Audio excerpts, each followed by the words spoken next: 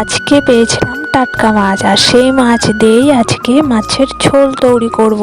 আলু দিয়ে মাছের ঝোলটা কিভাবে তৈরি করি সেটাই তোমাদের সঙ্গে আজকে শেয়ার। তো মাছটাকে প্রথমেই কেটে বেছে ধুয়ে পরিষ্কার করে রেখে দিয়েছিলাম। তারপর মাছটার উপর একটু লবণ একটু হলুদ মিশিয়ে নিলাম।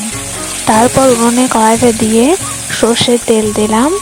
তেলটা গরম হলো, একে একে মাছগুলো সব কড়াইয়ের মধ্যে দিয়ে দিলাম ভাজার জন্য। আর তেলটা যদি গরম না হয় তাহলে যদি মাছ দেওয়া হয় তাহলে মাছটা কিন্তু ভেঙে যায়, তাই তেল গরম হওয়ার পর মাছটা দিলে অতটা ভাঙে না। দেখো এখানে এক পিঠ ভাজা হয়ে গেছে, এবার একে একে সমস্ত মাছগুলো আমি উল্টো পিঠ করে নেব। তো এখানে তেলটা অনেকটা দিয়েছিলাম, তাই অনেকগুলো মাছ একসঙ্গে ধরেছে কড়াইয়ের মধ্যে।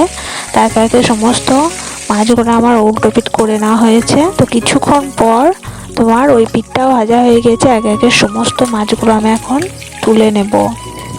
তারপর তোমার ওই তেলের মধ্যেই পাঁচফোড়ন দিয়ে দিলাম, আর দিলাম পেঁয়াজ কুচি, আর সেখানে দিলাম, এখানে নিয়েছিলাম আমি দুটো মোটা মোটা পেঁয়াজ কুচি কুচি করে কেটে নিয়ে তেলের মধ্যে দিয়ে দিলাম। পেঁয়াজটা একটু নেড়ে নেওয়ার পর এর মধ্যে আমি দিয়ে দিলাম রসুন বাটা, আর রসুন নিয়েছিলাম 1 কোয়ের মতন। পেঁয়াজটা একটু ভাজা ভাজা হয়ে গেলে এর মধ্যে দিয়ে দিলাম লঙ্কা গুঁড়ো আর জিরে গুঁড়ো। তারপরে দিয়ে দিলাম পরিমাণ মতন হলুদটা দেওয়ার পর একটু নেড়ে নিলাম। তারপরে দিয়ে দিলাম একটু অল্প জল। মশলার ওপর একটু জল দিয়ে দিলে মশলাটা ধরে যায় না, ওই জন্যই জলটা দিলাম। তো তারপর নেড়ে নেওয়ার পর এখানে মশলাটা কষানো হয়ে গিয়েছে, আর দিয়ে দিলাম তোমার সিদ্ধ করা আলুটা দিয়ে দেওয়ার পর আর একটু কিছুক্ষণ নেড়ে নিতে হবে।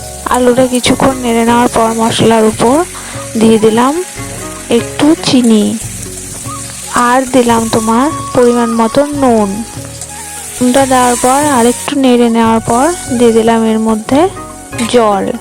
যেহেতু আলুটা সেদ্ধ রয়েছে তার জন্য বেশি জল দেব না, অল্প একটুই জল দিয়ে দেবো।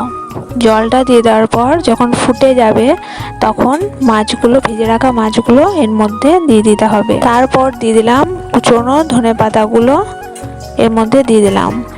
ধনে পাতাগুলো দেওয়ার পর তোমার একটা ঢাকনা দিয়ে ঢাকা দিয়ে দিতে হবে।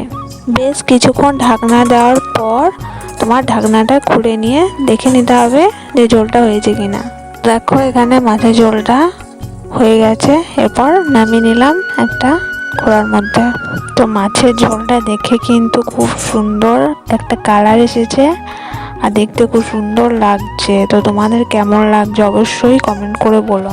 গরম গরম ভাতের সঙ্গে মাছে আলুতে এরকম ঝোল দারুণ লাগলো।